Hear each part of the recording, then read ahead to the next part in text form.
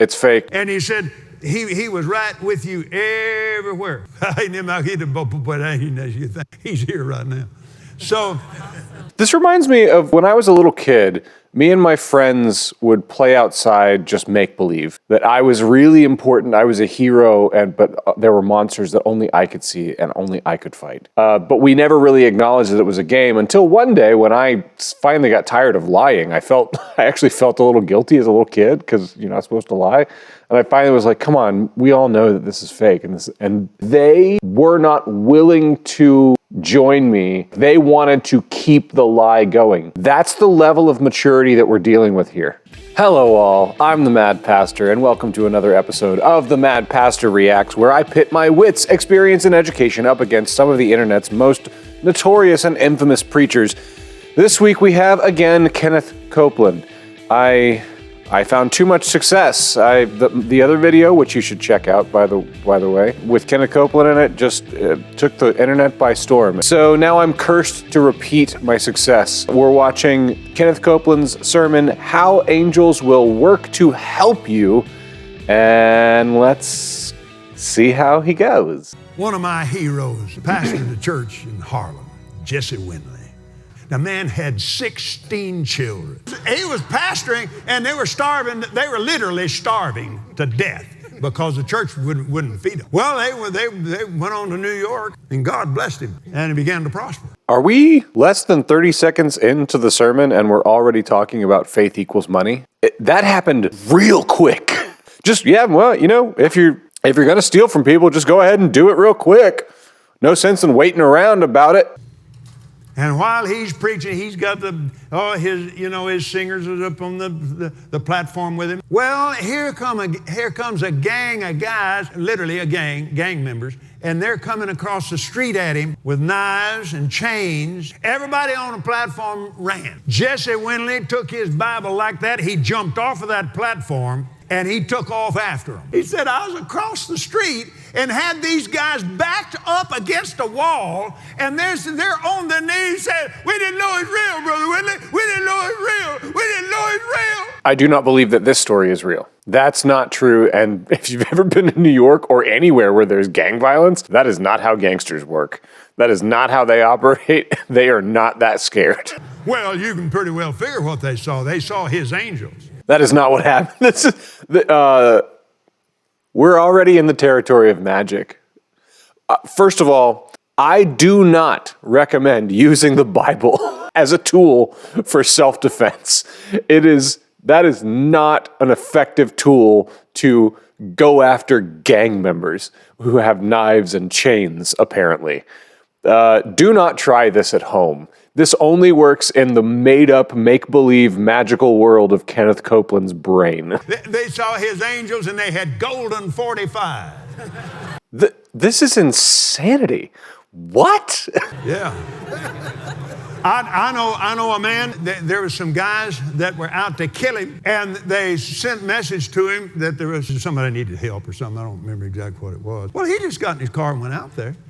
And when he got out of his car, he looked around. He didn't see anybody. So he just got in the car and went back to town. He said later, one of these guys contacted me, and he said, who were those soldiers you had with you? What are you talking about? You had soldiers with you. Let's just talk about this for a second. He is saying in his made-up lie of a story, and it is a made-up lie of a story, that this group of murderous were going to torture him to death people. That's the kind of people we're talking about.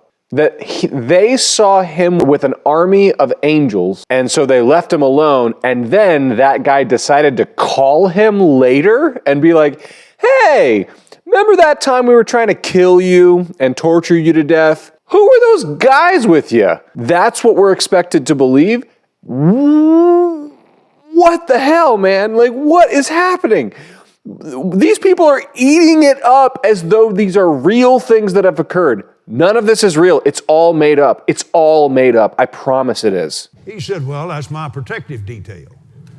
Well, he said, when we saw him, we ran off. He said, we didn't want no part of that. Because you know how torturous gangsters that are going to kill you like to talk about, hey, How come we couldn't kill you that day? What happened? And this is insane. The fact that people are buying this is insanity to me. He said, all of a sudden, I saw the biggest fella I have ever seen in my life. He said, look, there wasn't any space between the two of you. He was right with you everywhere. Oh my God. This guy speaks in tongues. I've shared it before. I dated a girl with Pentecostal, yada. I asked her about this, and she confirmed, no, it's fake. Nobody believes in it. I mean, everyone's faking it to fit in. It's not a thing that really happens. That's the way it goes. Thank you. He's here right now. So he's always there. And this reminds me of, so when I was a little kid, me and my friends would play outside, just make believe. And I remember one time I told them that I could see that I was really important. I was a hero, but there were monsters that only I could see and only I could fight. And they were like, me too. What are the odds? And then we perpetuated this game, but we never really acknowledged that it was a game until one day when I finally got tired of lying. I actually felt a little guilty as a little kid because you're not supposed to lie. And I finally was like, come on, we all know that this is fake.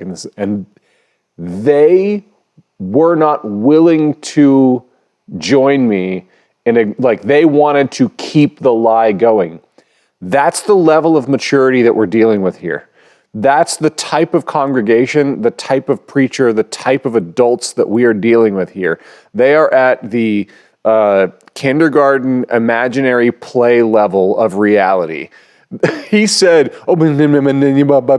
see, he's here. And everyone went, oh my God, he's here. Oh man, magic is real. Now you have an angel, or more than one, working with you. Can we stop to just give heed to the fact that nobody's read the Bible yet? None of this is scriptural. This is just this guy telling stories about how magic is real and how there's invisible people walking among us and how the Bible can be used for self-defense. This guy's an idiot, and he's just hasn't based any of this even remotely on scripture or tradition or anything that's concrete or substantial. He's just riffing, just throwing it out there, and everyone's just loving it. Well, faith is our currency. Your faith is more active without the money. And here we go. We all knew that this was coming. We all knew there was going to be a money ask at the end. And here we are. God needs you to believe him for money because there's certain things he wants you to do that take money to do it.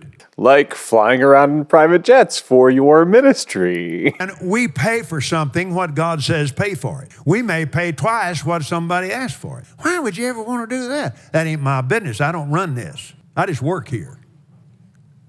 His little smile is it comes out of nowhere. It's a little sociopathic, right? Here, let's watch it again. I just work here. Bing. Is it just me, or is that weird? That's not how people act or react. It's weird. We seek first the king over the kingdom. He tells you to pay more, pay more. Amen. If he tells you to pay more, pay more. I bet Kenneth Copeland thinks God's telling everyone to pay more to him.